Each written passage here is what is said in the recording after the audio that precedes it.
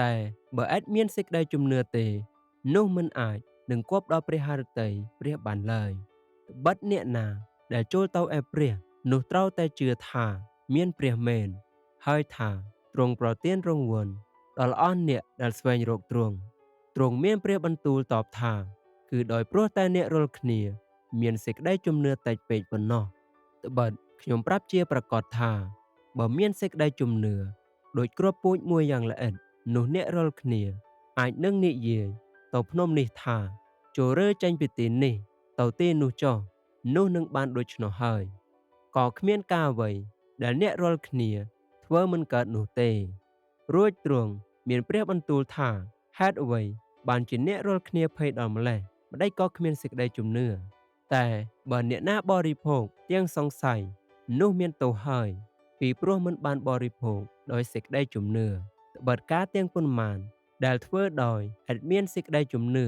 នោះសុទ្ធតែជាបាបទាំងអស់ហើយតែត្រូវឲ្យអ្នកនោះសូមដោយចិត្តជឿឥតសង្ស័យអ្វីសោះត្បិតអ្នកណាដែលសង្ស័យនោះប្រៀបដូចជារលកសមុទ្រដែលត្រូវផាត់ដោយខ្យល់ទាំងរំពើកចុះឡើងទ្រង់មានព្រះបន្ទូលថាអោពួកអ្នកមានជំនឿតិចអើយហេតុអ្វីបានជាភ័យដូច្នេះរួចទ្រង់ក្រោកឡើងកំហែងដល់ខ្យល់និងសមុទ្រនោះក៏ស្ងប់ឈឹងអស់ទៅព្រះយេស៊ូវទ្រង់មានព្រះបន្ទូលថាខ្ញុំប្រាប់អ្នករាល់គ្នាជាប្រកាសថាបើមានសេចក្តីជំនឿឥតសង្ស័យសោះនោះអ្នករាល់គ្នានឹងអាចធ្វើបានមិនត្រឹមតែការដែលកើតឡើងដល់ដើមល្វាប៉ុណ្ណោះទេគឺទោះបើអ្នកនឹងនិយាយទៅភ្នំនេះថាឲ្យឯងរើចេញពីទីនេះទៅធ្លាក់ក្នុងសមុទ្រវិញនោះគង់តែនឹងបានកើតដូច្នោះដែរត្បិតយើងបានសុចរិតដោយមានចិត្តជឿហើយក៏បានសង្គ្រោះដោយមាត់ទទួលថ្លែងប្រាប់ត្បិតគឺដោយព្រះគុណដែលអ្នករាល់គ្នាបានសង្គ្រោះដោយសារសេចក្តីជំនឿ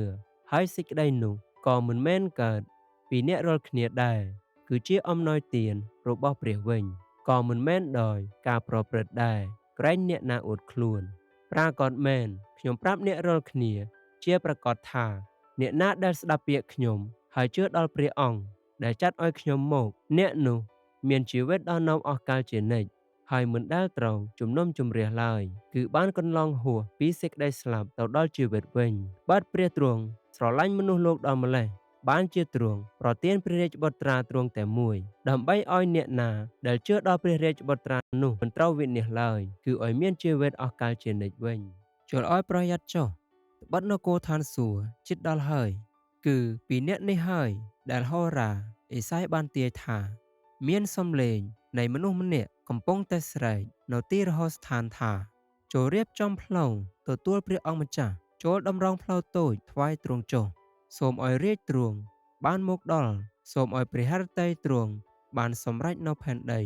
ដូចនៅឋានសួគ៌ដែរពេលវេលាបានសម្រេចហើយ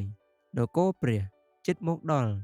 ដូច្នេះចូលប្រែចិត្តហើយជឿដំណឹងល្អចុះចូលស្វែងរកនគរនិងសេចក្តីសុចរិតនៃព្រះជាមុនសិនទើបគ្រប់របស់ទាំងនោះនឹងបានប្រទានមកអ្នករាល់គ្នាថែមទៀតផង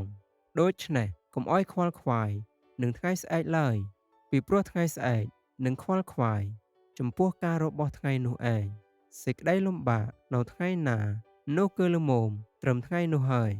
ព្រះយេស៊ូវមានព្រះបន្ទូលថានគរខ្ញុំមិនមែនត្រូវខាងលោកីយ៍នេះទេបើសិនជានគរខ្ញុំត្រូវមានខាងលោកីយ៍នេះនោះពួកអ្នកបម្រើខ្ញុំគេនឹងបានតយុទ្ធហើយដើម្បីមិនអោយខ្ញុំត្រូវបញ្ជូនទៅសាសយូដាឡើយតែឥឡូវនេះនគរខ្ញុំមិនមែនត្រូវខាងឋាននេះទេត្បិតនគរព្រះមិនសម្រេចនឹងការស៊ីឬផឹកនោះទេគឺស្រេចនឹងសេចក្តីសុចរិតសេចក្តីមេត្រីនិងសេចក្តីអំណរដោយនៅព្រះវិញ្ញាណបរិសុទ្ធវិញទេតើពីព្រោះអ្នកណាដែលបម្រើព្រះគ្រីស្ទដោយសារសេចក្តីទាំងនោះអ្នកនោះជាទីគប់ព្រះハរតីដល់ព្រះហើយព្រមទាំងមានមនុស្សរាប់អានដល់ខ្លួនដែរហេតុដូច្នេះត្រូវឲ្យយើងដេញតាមអស់ទាំងសេចក្តីដែលនាំឲ្យមេត្រីគ្នានិងសេចក្តីទាំងប៉ុន្មានដែលជួយស្អាងចិត្តគ្នាទៅវិញទៅមកឯពួកផារីស៊ីគេទូលសួរទ្រង់ពីនគរព្រះដែលត្រូវមកដល់នៅវេលាណានោះទ្រង់មានព្រះបន្ទូលឆ្លើយថានគរព្រះមិនមែនមកបែបឲ្យមើលឃើញទេគ្មានអ្នកណានឹងថាមើលនៅទីនេះឬថាមើលនៅទីនោះបានឡើយត្បិតមើលនគរព្រះ ក៏នៅកណ្ដាលអ្នករាល់គ្នាហើយ